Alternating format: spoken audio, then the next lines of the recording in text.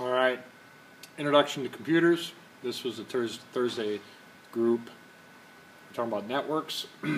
So I'm going to go all the way back to the beginning of communications. We talk about protocols, rules for communications. You know, what rules we follow in order to send items.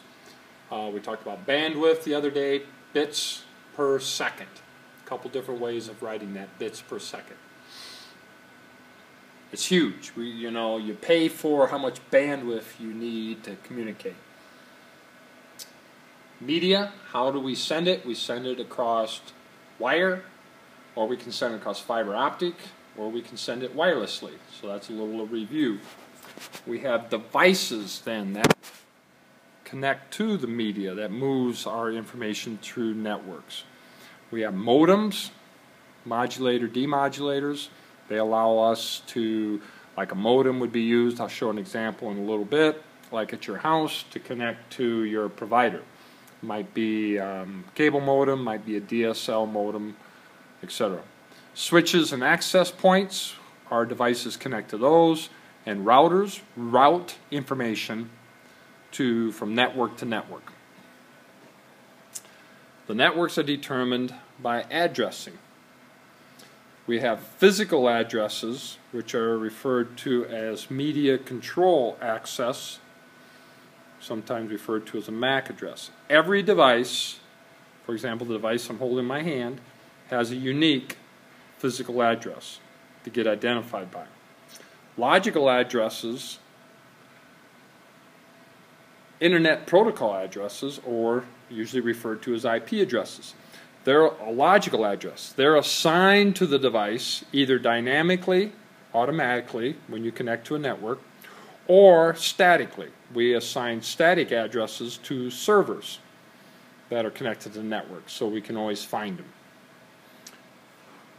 So here is a scenario here on campus of what it looks like. We have our network. Now I'm talking about, here is the IST network where we're doing some lab work with the class. And we have PCs. For example, this is the IP address of the PC I'm using in the front of the room for demonstration purposes. Okay? And then we have lots of other people, and we did pings to communicate between devices with our private address.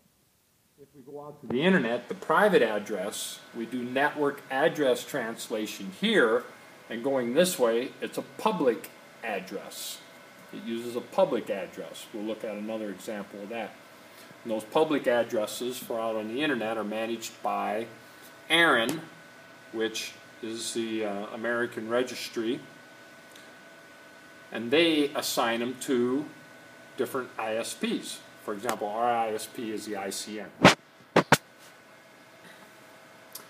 On college, here at the college, we have a firewall. Everything below there are private addresses here on campus. So you connect to the wireless here on campus, you're assigned an IP.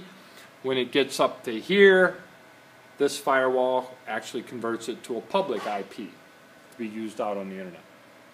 And we did some demonstration of that in class, which I'll probably not put on this podcast. All right, the protocol that manages all this is TCP/IP. So here's an example. You have a modem at your house. You have that little router at your house. All your devices connect to it. They're automatically assigned an IP address. No different than if you walked into a coffee shop and opened your device and wanted to get access to the internet. Your device has a unique MAC address.